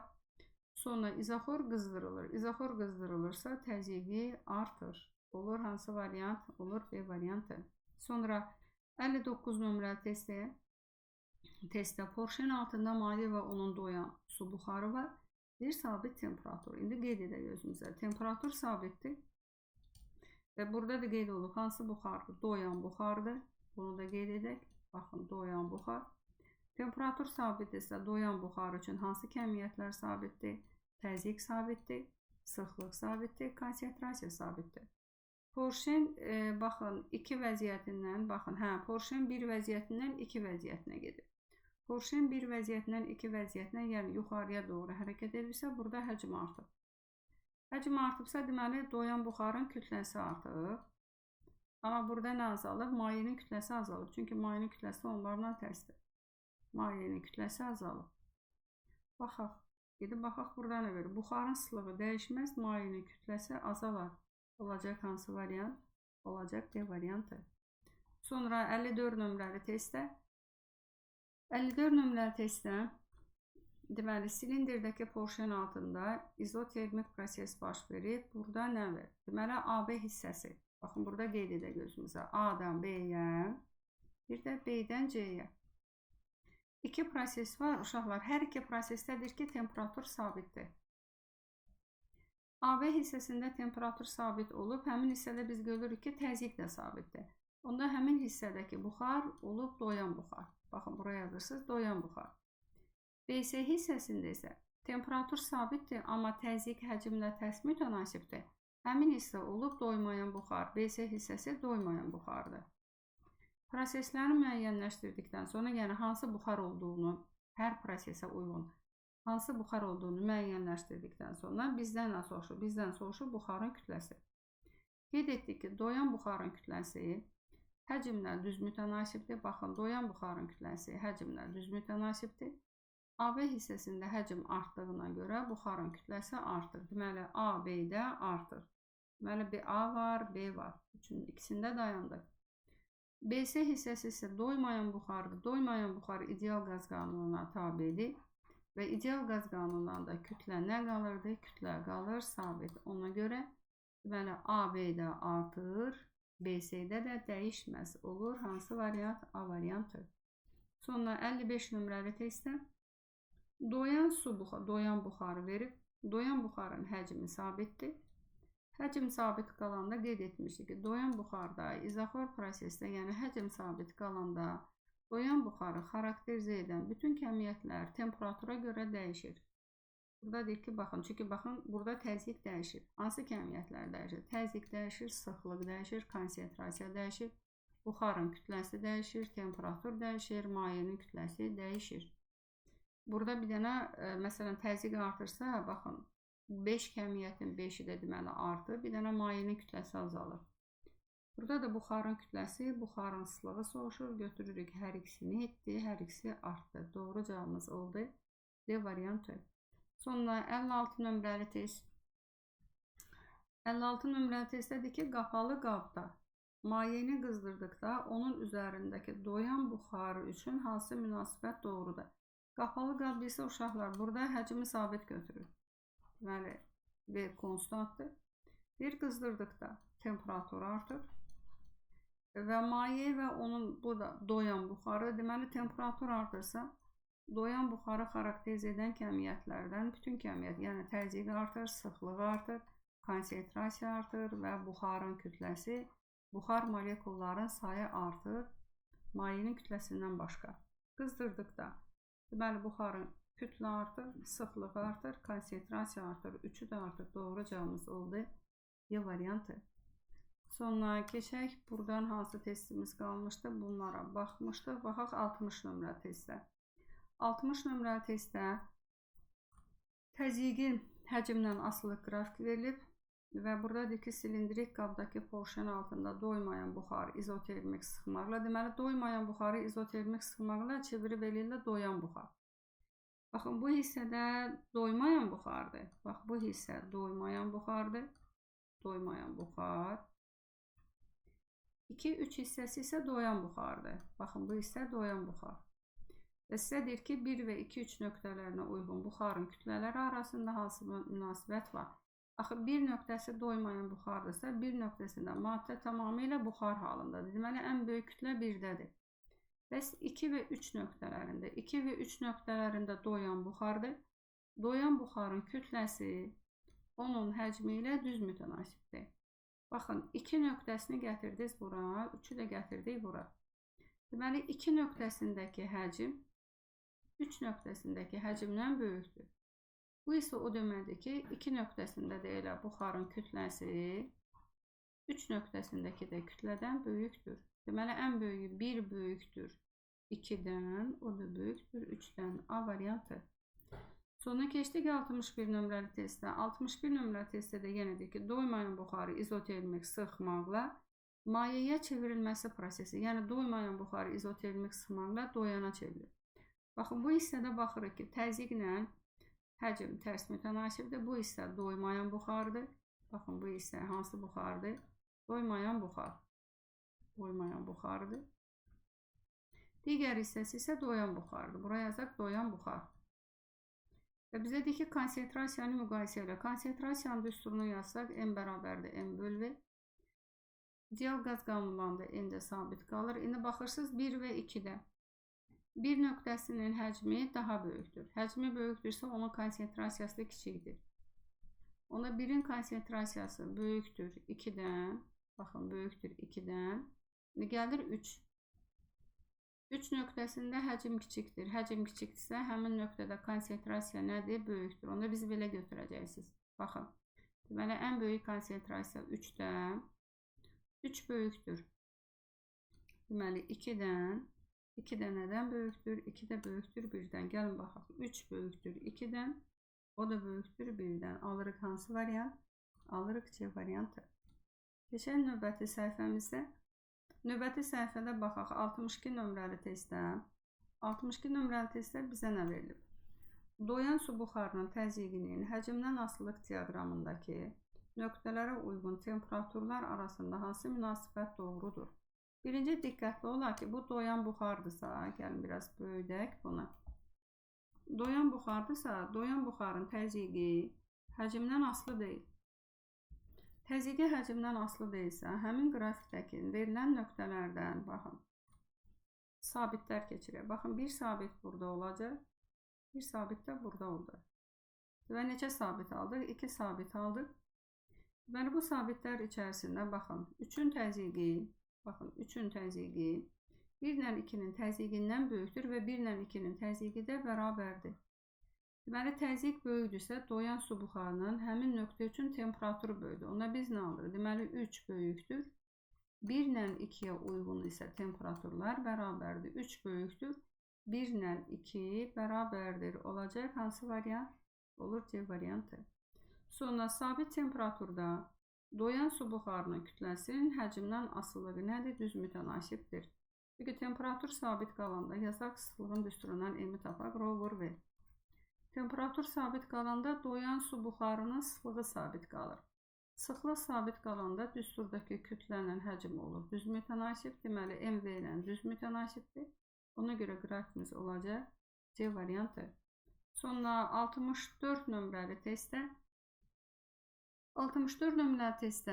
deməli, iki proses təsvir olunmuşdur. Bunlardan biri deməli 1-dən 2-yə, 2-dən 3-ə. Deməli, sabit həcmdə, həcm sabitdir. Deməli, 1-dən 2-yə doyan buxardır. Baxın, 1-2 hissəsi doyan buxardır. Buraya doymayan buxardır. Çünki 1-dən 2-yə həcm sabitdir, sıxlıq da sabitdir. Onda 1-2 doymayan buxardır. Buraya doymayan buxar. 2-3 hissəsində isə həcm sabit olub, sıxlıq dəyişir. Deməli, temperatur dəyişir. Bura doyan buxardır. Buraya doyan buxar. 1-dən 2-yə ideal qaz qanunudur. Çünki doymayan buxar ideal qaz qanunlarına tabidir. Yazırıq bu düsturu. P bərabərdir. Rho RT böl malyar. Deməli, rho sabitdir, R sabitdir. Temperatur azalır. Temperatur azalanda doymayan buxarın təzyiqi azalır. Deməli, 1-2 hissəsində azaldı. Sonra keçirik 2-3 hissəsi. 2-3 hissəsində doyan buxardır. Doyan buxarın yenə təzyiqi temperatura görə dəyişir. Ona görə 2-3 hissəsində də təzyiqin qiyməti nə olacaq? Bizdən təzyiqi soruşur. Təzyiqin qiyməti azalacaq. Cavabımız olacaq hansı variant? A variantı. Deməli, hər iki halda təzyiqin qiyməti temperatura görə nə etdi? Dəyişdi. Sonra keçək 61 nömrəli testə. 61 nömrəli testdə A-dan B-yə konsentrasiya həcmlə, temperaturla düz mütənasibdirsə, bura doyan buxardır. Deməli, AB hiss 1-dən 2-yə doyan buxardır. Buraya yazaq, doyan buxar. 2-dən 3-ə isə konsentrasiya sabitdir. Konsentrasiya sabit isə bu doymayan buxardır. Buraya yazaq, doymayan buxar. Çünki artıq konsentrasiya sabitsə, bu ideal qaz qanununa tabidir. Və bizdən soruşur, buxarın kütləsi üçün hansı ifadə doğrudur? Qeyd etdik ki, doyan buxarın kütləsi heç vaxt sabit qalmır. Temperatur artırsa, doyan buxarın kütləsi artır. Deməli, artır. Bir A-da var, B-də var, hətta C-də var. Doymayan buxar ideal qaz qanunlarına tabidir. İdeal qaz qanunlarında kütlə nə qalırdı? Kütlə sabit qalırdı. Ona görə cavab olacaq hansı variant? A variantı. Baxın, burada dəyişməz, artar, dəyişməz. 66 nömrəli testdə oxşar tipli testi. Gəlin biz keçək hansı testə? Baxaq 67 nömrəli testdə. Deməli, 67 nömrəli testdə porşen altında doyan su buxarının halının dəyişməsinin rho-v diaqramı verilmişdir. Deməli, birinci hissə, deməli, burada bir nöqtəsinə uyğun buxarın kütləsi, baxın, bir nöqtəsində uyğun, yəni buraya yazaq. Deməli, bir nöqtəsində ümumiyyətlə yazıram, elə ümumi kütlə burada əslində həm maye var bir nöqtəsində. Çünki burada deyir, hansı buxar? Doyan buxar. Burada həm maye var, üstəgəl bir dənə var, buxar var. Bir nöqtəsi üçün. Və bir nöqtəsində də buxarın kütləsini bizə necə verib? Bir nöqtəsində buxarın kütləsini verib 20 qram. Və qeyd edək 20 qram. Dedir ki, iki nöqtəsinə uyğun suyun kütləsi bir nöqtəsinə uyğun, baxın, iki nöqtəsindəki suyun kütləsi bir nöqtəsindəki uyğun suyun kütləsinə nisbətən necə dəyişir? A-dan 1-dən 2-yə, bir dənə gəlib 1-dən 2-yə, baxın, belə bir proses getmişdir. Bu proses ərzində, deməli, proses ərzində kütlə dəyişmişdir. Biz elə baxın, bu hissəni belə birləşdirsək, məsələn, 1-dən 2-yə həcm sabitdir. Həcm sabitdirsə, məsələn, biz yazaq ki, M bərabərdir, rho-v. V sabitdir. Burada sıxlıq artırsa, deməli, kütlə artır. Deməli, kütlə burada 3 dəfə artır. 2-də isə, diqqətlə baxırsın, 2 hissəsində isə sıxlıq sabitdir. Yenə M bərabərdir, rho-v yazırıq. Sıxlıq sabit olanda MV ilə düz mütənasibdir. Həcm 3 dəfə artanda kütlə yenə 3 dəfə artır. Deməli, bir prosesindən 2 prosesinə gəldikdə buxarın kütləsi, gəlin yazaq. Buxarın kütləsi bir nöqtəsindəki kütlədən sıxlığa görə 3, həcmə görə 3 dəfəsə, deməli neçə dəfə artıb? 9 dəfə artıb. M buxar 1. Başlanğıcda isə 20 qram idi. Onda qram olub neçə qram? Olub 180 qram. 180 qram. İndi deyir ki, 2 nöqtəsinə uyğun. İndi biz baxırıq. Burada buxarın kütləsi 20 qram idi. Olub 180 qram. Burada qeyd edək. Əvvəl 20 qram idi. Sonra olub 180 qram olubsa, əvvəldə yəni bir nöqtəsində onda mayenin kütləsi nə qədər olub? Mayenin kütləsi olub nə qədər? 160 qram. Çünki birdən, yəni əvvəlcə bir nöqtəsində buxarın kütləsi 20 qram idi. İndi olub 180 qram. Bu isə o deməkdir ki, baxın bura. Deməli, burada maye var. Maye var. Burada porşen bağlı. Burada da 20 qram buxar var. 20 qram buxar var. İndi isə burada porşen yuxarıya doğru hərəkət edəndə buxarın kütləsi artıb. Burada olub 180 qram. Demək olar ki, bu 180 qram olub. 180 qram olubsa, deməli, əvvəldə daxil tam cəm ümumi kütlə 180 qram olmalı. Deməli, əvvəldə onun 160 qramı nə imiş? Maye imiş. Deməli, bir nöqtəsinə uyğun suyun, 2 nöqtəsinə uyğun suyun kütləsi, bir nöqtəsinə uyğun suyun kütləsinə nisbətən nə qədər azalmışdır? 160 qram azalmışdır. Doğru cavabımız olacaq B variantı. Sonra baxaq 68 nömrəli testdə. Venn diaqramıdır. Bu Venn diaqramına görə deməli, hermetik porşenlə təchiz olunmuş qapalı qabdakı buxarın izotermik genişlənməsi zamanı. Təsəvvür edin ki, baxın, bu qapalı bir qabda porşen var burada. Baxın, burada maye var. Maye. Və üzərində də hansı buxar var? Üzərində doyan buxar var. Və burada porşen var. İzotermik genişlənmə zamanı. Baxın, izotermik genişlənmə zamanı deməli, porşen hara doğru hərəkət edir? Yuxarıya doğru hərəkət edir. Deməli, AB hissəsində həcm artır, bu zaman kütlə də artır. Deməli, AB hissəsində doyan buxardır. Deməli, doyan buxarın izotermik genişlənməsinə aiddir. Biri buraya yazdı. Sonra BC hissəsində isə artıq tamamilə bu buxarlanıb. Burada olub doymayan buxar. Çünki kütlə sabit qalıb. Kütlə sabit qalıbsa, artıq doyan buxar çevrilib olub nədir? Doymayan buxar. Buraya yazdıq 2. Sonra buxarın sıxlığı sabit qalır. Buxarın sıxlığı sabit qalırsa, baxın bu hissə. Bu hissəni gəlin elə buraya yazaq. Baxın, AB hissəsi doyan buxardır. BC hissəsi isə hansı buxardır uşaqlar? Doymayan buxardır.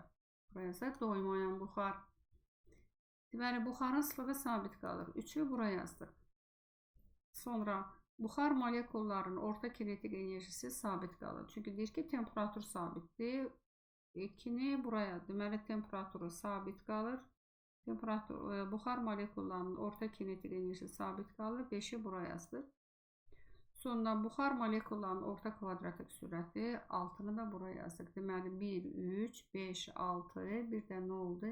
Oldu 2. Səhv etmirəmsə bu bizdə açıq sualdır. Baxaq, görək 7 var, yoxdur. Açıq sual deyildi. Burada cavablar var idi. Deməli, biz nə tapdıq burada? Gəlin qeyd edək. Deməli, buxarın izotermik genişlənməsinə aiddir. Bura doyan buxar idi, buraya yazdıq. Doymayan buxarın izotermik genişlənməsinə 2 buraya yazdıq. Buxarın sıxlığı sabit qalır, 1, 3 buradadır. Buxarın sıxlığı azalır, 4 buradadır. Çünki burada həcm artırsa, kütlə sabitdir, V bərabərdir, M bölünsün nədir? Rho'dur. M sabit olanda, V artanda Rho nə olacaq? Azalacaq. Sonra buxar molekulların kinetik enerjisi sabit qalır, 5'i buraya yazdıq. Buxar molekullarının orta kvadratlik sürəti, onu da buraya yazdıq. Deməli, 1, 3, baxaq, 1, 3, sonra 5, 6, burada da əslində bura 3 olmalıydı, bura 2 olmalıydı, ona görə səhvdir. Deməli, 1, 3, 2, 4, 1, 3, 2, 4, 5, 6. Doğru cavabımız olur. Hansı variant? Doğru cavabımız olur. D variantı. Burada 3 getməliydi. Sonra baxaq, digər səhifəmizdə görək hansı testimiz var. Artıq testlərin axırına gəlirik. Baxırıq 69 nömrəli testdə. 69 nömrəli testdə Doyan buxarın izotermik genişlənmə. Deməli, doyan buxarda izotermik prosesdirsə, temperatur sabitdir, təzyiq sabitdir, sıxlıq sabitdir, konsentrasiya sabitdir. Genişlənmədə də nə artır? Təkcə həcm artır. Baxaq, deməli, 1 doğrudur, təzyiq sabitdir, 2 doğrudur, konsentrasiya sabitdir, 3 doğrudur, sıxlıq da sabitdir. Cavab olacaq 1, 2, 3. Digərlərini nə edə bilmərik? Götürə bilmərik. Çünki temperatur sabit qalanda doyan buxarın, baxın, bu kəmiyyətlərdə nə qalacaq? Sabit qalır. Sonra baxaq 70 nömrəli testdə. Eyni temperaturda deməli, eyni temperaturlu 2 eyni həcmli qapalı qabda birincidə doyan buxar, ikincidə isə hansı buxar var? Doymayan buxar var. Onların təzyiqi, kinetik enerjilərini və konsentrasiyalarını müqayisə. Temperatur eynisi aydındır ki, kinetik enerji eyni olacaq. YK bərabərdir 2 4 KT yazırsınız. Deməli 6 eynidir. Sonra burada deyir ki, bizə eyni temperaturda. Sonra yadda saxlayaq ki, doyan buxarın təzyiqi doymayan buxarın təzyiqindən daha böyükdür. Deməli, bir nöqtəsindəki təzyiq də böyükdür. Çünki doyan buxarın təzyiqi temperaturdan daha sürətli artır. Temperatura uyğun. Məsələn, doymayan buxarın təzyiqi temperaturla sadəcə düz mütənasibdir. Eyni ilə konsentrasiyada 1 və 2. Deməli, doyanınki doymayanın konsentrasiyasından böyükdür. Deməli, 1, 2, bir də nə oldu? Bir də oldu 6. Sonra 7 nömrəli testdə. 7 nömrəli testdə deməli, qapalı qabda su buxarının izotermik sıxılması zamanı deməli, PV diaqramı verilmişdir. Baxırsınız 1-dən 2-yə. 1-dən 2-yə doymayan buxardır. Gəlin bura qeyd edək. Doymayan buxar. 2-dən 3-ə isə doyan buxardır. Bura doyan buxardır.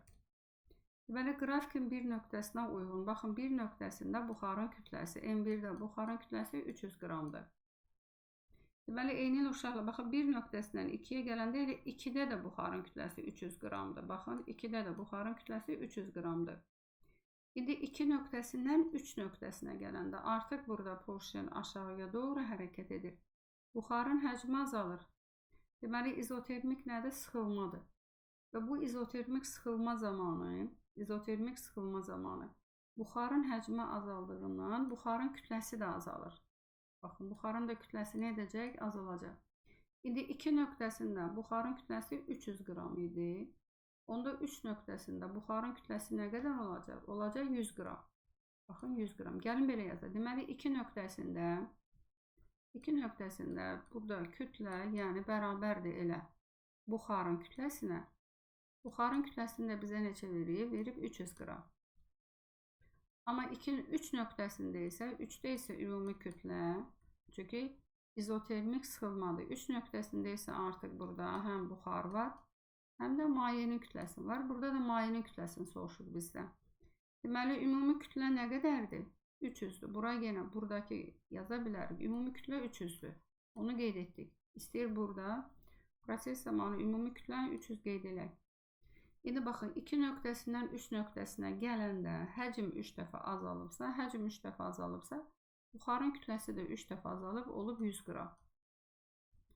Onda mayenin kütləsi nə qədər olub? Onda bunun nə qədərsə mayeye çevrilib. 200 qrama maye olub. Ona bura yazırsa 200 qram. Deməli, mayenin kütləsi 3 nöqtəsinə uyğun kondensasiya olunmuş suyun kütləsi nə qədərdir? 200 qram. Sonra 72 nömrəli test. Qapalı qabda su buxarının izotermik genişlənməsi prosesi diaqramı verilmişdir. Diaqramın A nöqtəsinə uyğun buxarın kütləsi. İndi baxın, A nöqtəsində buxarın kütləsi, qeyd edək ki, A nöqtəsində doyan buxarda, A nöqtəsində, gəlin bunları silək, qeyd edək ki, A nöqtəsi üçün. A nöqtəsində ümumi kütlə, baxın, kütlə, buxarın kütləsi ilə həmin oradakı mayenin kütləsindən ibarətdir. İndi deyir ki, A nöqtəsinə uyğun 100 qramdır, buxarın kütləsi 100 qramdır. Bu nöqtəyə uyğun suyun kütləsi neçə qramdır? Bir də diqqətlə baxırsınız. Məsələn, A-dan tutaq ki, bu nöqtəyə gələndə, baxın, A nöqtəsindən bu nöqtəyə gələndə buxarın həcmi neçə dəfə artır? Buxarın həcmi 3 dəfə artır. Gəlin, bura bir B nöqtəsi yazaq biz. Deməli, A nöqtəsindən B nöqtəsinə gələndə buxarın həcmi A-ya nisbətən 3 dəfə artır. Buna 1 yazaq. Deməli, buxarın həcmi, kütləsi 3 dəfə, həcmi 4 dəfə. Həcmi 4 dəfə artırsa, kütləsi də 4 dəfə artır. Deməli, 4, M buxar 1. 4 dəfə artıbsa neçə qram olacaq? 400 qram. Bu deməkdir ki, ümumilikdə Porşenin altında 400 qram, yəni ikisi birlikdə buxarın kütləsi ilə mayenin kütləsi birlikdə nə qədərdir? 400 qramdır. Çünki B nöqtəsində ümumi kütlə neçə olacaq? Təkcə buxarın kütləsindən ibarət olacaq 400 qram. Ona bura biz 400 qram yaza bilərik. Baxın, bura yazırsınız 400 qram, əvvəldə də elə 400 qramdır. Həmin nöqtədə, yəni A nöqtəsində buxarın kütləsi 100 qramdır. Onda A nöqtəsində mayenin kütləsi neçə qram olacaq? Mayenin kütləsi olacaq 300 qram.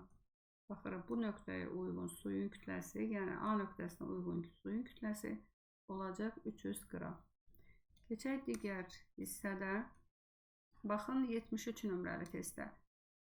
73 nömrəli testdə deməli, suyun qrafikin bir nöqtəsinə uyğun kütləsi. Baxın, bir nöqtəsində, baxın, bu nöqtədə suyun kütləsi M su 1.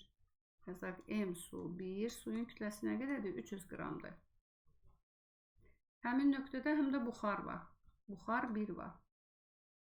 Və həmin nöqtə üçün biz ümumi kütləni yazsaq, deməli, ümumi kütlə, yəni Porşenin altındakı ümumi kütlə, buxarın kütləsi ilə suyun kütləsinin cəmidir. Yəni, M buxar 1, üstəgəl nə yazaq? M su 1 yazaq. Sonra isə bir nöqtəsindən proses hara gəlib? 2 nöqtəsinə. Baxın, belə bir formada gəlib. Bir nöqtəsindən 2 nöqtəsinə gələndə, deməli, sıxlıq 3 dəfə artıb, məsələn, həcm 2 dəfə artıb, doyan buxar olduğuna görə buxarın kütləsi həm həcmə görə dəyişir, həm də sıxlığa görə dəyişir. Onda 2 nöqtəsindəki buxarın kütləsi bir nöqtəsindəki buxarın kütləsindən, baxın, 3 vur 2 neçə dəfə böyüdür? 6 dəfə böyükdür. Və həmin nöqtə üçün də Porşenin altındakı maddələrin ümumi kütləsini yazsaq, deməli yazaq, buxar 2, üstəgəl su nə yazıram? Su 2. Bunları bərabərləşdirsək biz, deməli, M buxar 1, üstəgəl M su 1 bərabərdir. Deməli, M buxar 2, üstəgəl nə yazıram? M su 2. Buradan qiymətləri yerinə yazaq. Baxaq. Deməli, bir nöqtəsində M buxar 1, M su 1. Bir nöqtəsində suyun kütləsi 300'dür. Buradan əvvəlcə yazaq. M su 1 çıxılsın M su 2 bərabərdir. M buxar 2 çıxılsın nə yazırıq? M buxar 1. Buradan qiymətləri yerinə yazaq. Suyun kütləsi burada 300 qramdır. Çıxılsın. Deməli, 2 nöqtəsinə uyğun, deməli, suyun bir nöqtəsinə uyğun, 2 nöqtəsinə uyğun isə 200 qramdır. Baxın, 200 qramdır, bərabərdir. Buxarın kütləsi 6 dəfə artıb. Buraya yazaq 6 M buxar 1 çıxılsın M buxar 1. Burada alırıq 100 qram bərabərdir 5 M1. Buradan buxarın kütləsini tapsa, buxarın kütləsi 100'ü bölürük 5'e neçə tapırıq? 20 qram. Deməli, bir nöqtəsində, baxın, bir nöqtəsində buxarın kütləsi neçə olur? Bir nöqtəsində buxarın kütləsi olur 20 qram. Dirdik. Keçək 4'ə. Baxın, 4'ə.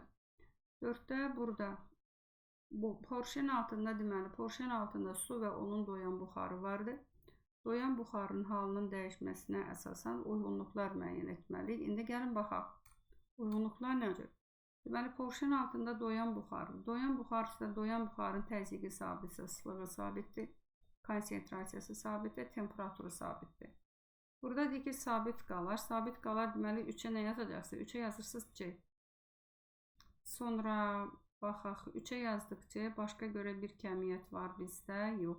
Sonra, deməli, həcm artır. Həcm artırsa nədir? Buxarın kütləsi artır. B.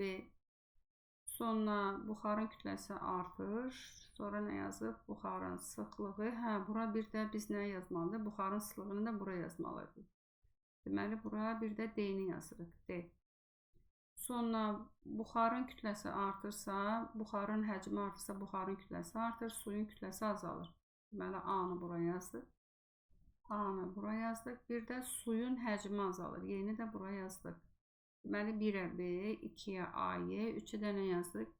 3-ə də yazdıq C, D. Sonra baxaq 75 nömrəli testdə, nəhayət sonuncu testimizdir. 75 nömrəli testdə baxırsınız, A-dan B-yə doyan buxardır, B-dən C-yə isə doymayan buxardır. Və buradan soruşur ki, buxar molekulların konsentrasiyası artır. Buxar molekulların konsentrasiyası artır AB hissəsində, çünki doymayan buxardır. Bu markeri götürüm. Deməli, 1. AB hissəsində yazar, AB hissəsində buxar molekulların konsentrasiyası artır. A-nı buraya yazdıq.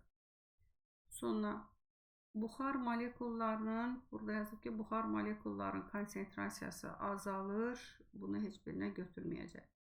Sonra buxar molekulların konsentrasiyası sabit qalır. Buxar molekulların konsentrasiyası sabit qalacaq BC hissəsində. Çünki BC hissəsi doymayan buxardır. C-ni buraya yazdıq. Sonra 3. A nöqtəsində. A nöqtəsində, buxar doymayan haldadır. Doymayan haldadırsa hansı hissədə? BC hissəsində. Y-ni buraya yazdıq. Sonra A nöqtəsində suyun kütləsi maksimumdur. Deməli, A nöqtəsində, bəli, A nöqtəsində suyun kütləsi maksimumdur. D-ni də buraya yazdıq. Deməli, biz nə götürdük? Su buxarı molekulunun konsentrasiyası sabit qalır, buxar doymayan haldadır. Bu da baxın bizim uyğunluğumuz. Deməli, uyğunluğu da müəyyənləşdirdik. Deməli, uşaqlar, bugünlük bu qədər. Bugün biz sizdən doyan və doymayan buxara aid həm mövzu izahı ilə kiçik tanış olduq, həm də testlərin izahı ilə. Növbəti videolarda görüşərik. Kanala abunə olmağı unutmayaq. Sağ olun.